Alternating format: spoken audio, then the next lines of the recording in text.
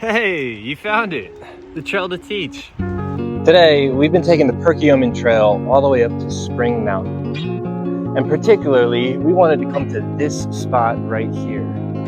Because on this day, 2 years ago, exactly 2 years ago, I broke my back right where I'm standing. And I went off that jump right there and landed my face, my teeth, into that rock right there. Then I flipped over, tumbled around my bike, and landed in this patch of poison ivy right here, where eventually EMTs arrived to take me to the hospital.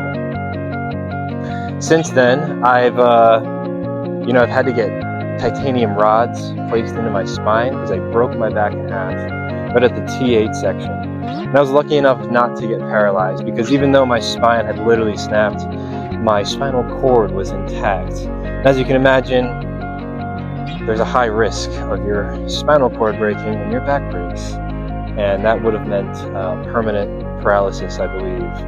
And I did get a little bit of paralysis here, in like my side here. I lost the T8 nerve ending, so I don't feel anything here. And it looks kind of weird when I have my shirt off because one of my abdominals just doesn't respond. But I mean, that's the worst of it.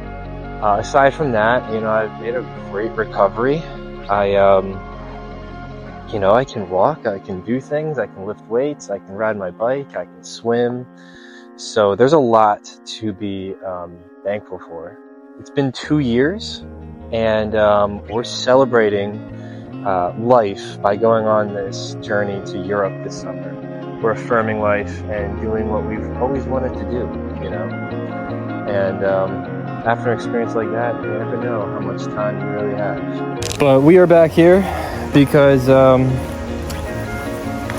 today is the day that it happened 2 years ago. And we're doing our best to stay healthy and live a good life, So here we are. Yeah, so this is the jump that I did right from there.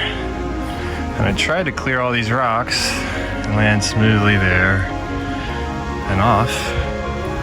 But I foolishly did not have enough power and rolled down and smacked my face on that rock right there.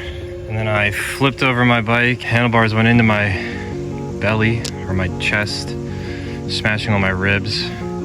I landed on my head, breaking my spine and splitting my helmet. And then I lay in that little bush there, and it was filled with poison ivy. So I got covered in poison ivy. But yeah, I mean, I started from there, rode all the way around, and bonk, right on that rock right there, and tumbled into the patch of poison ivy. I broke 13 of my ribs. 3 of them broke off and punctured my lung. So I actually had to get a chest tube put in me to reinflate my lungs. And actually the following day was the scariest day because my lungs kept filling up with blood. So it was tough to keep going there. But we made a great recovery. That's what the message is all about. There's a couple of months where I wasn't really moving, I lost about 45 pounds because I was just laying in bed all the time. So like all my muscle mass just kind of went away. And now we're back, which is good. But there was months where I didn't really move from my bed. And those were long days.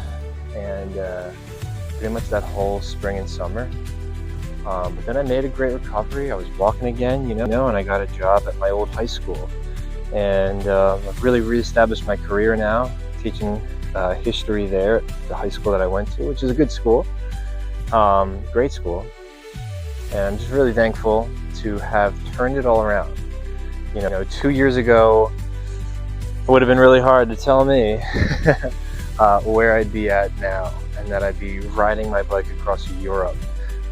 This is just kind of like a tribute to life and to persevering even when times are hard, Um, you know, this whole experience really, you know, changed me.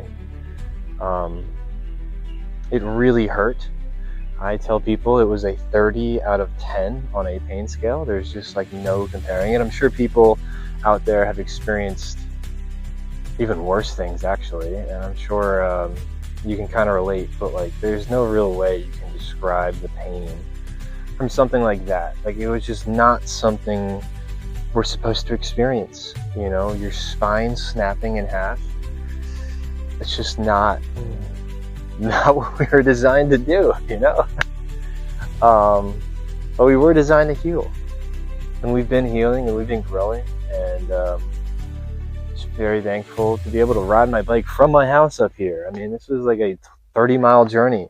We're gonna do another 30 miles to get home as we train our way to be in shape for Europe, for biking across the continent of Europe. So just a lot of things are looking up. We stay positive, you know, even in the darkest times, you can always chase the light, you know, and whatever that light is, whatever that keeps you going. And for me, when I was sitting in the hospital, there was a couple of lonely nights where I was kind of wondering why. Why did this happen? Why me? What did I do, right? And obviously, like, why did I fall and break my back? There's an explanation. You know, I made some risky decisions and I paid the consequence, paid the price for it. But like, why was I able to walk again? Like, why wasn't I paralyzed? You know, what did I do to deserve a second chance, so to speak?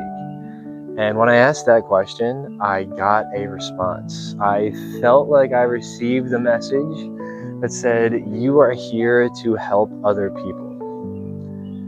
And when I felt that, like, I got goosebumps and I just knew it was true. And since then, I've aligned myself to just try to help other people as much as I can with this time that I have, because I kind of feel like I'm on borrowed time. There was some, you know, scary moments in the hospital on this day and the next day 2 years ago, May 1st, before I had the surgery. There were some scary moments.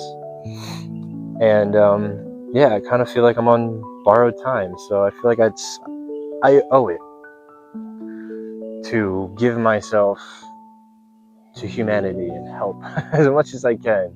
Kind of feels arrogant to say that out loud. What help can I offer? I have no idea. But I'm here and I can try. Well, so anyways, so I've been aligning my life with helping other people, and it's cool how it's worked out. And I've got this job at the school I used to go to. It's a really nice school, and I can help people every day there. And that's been keeping me going. You know, that's the light at the end of my tunnel. And this is another light. Riding my bike across Europe, I think that's going to be really sick. So, yeah,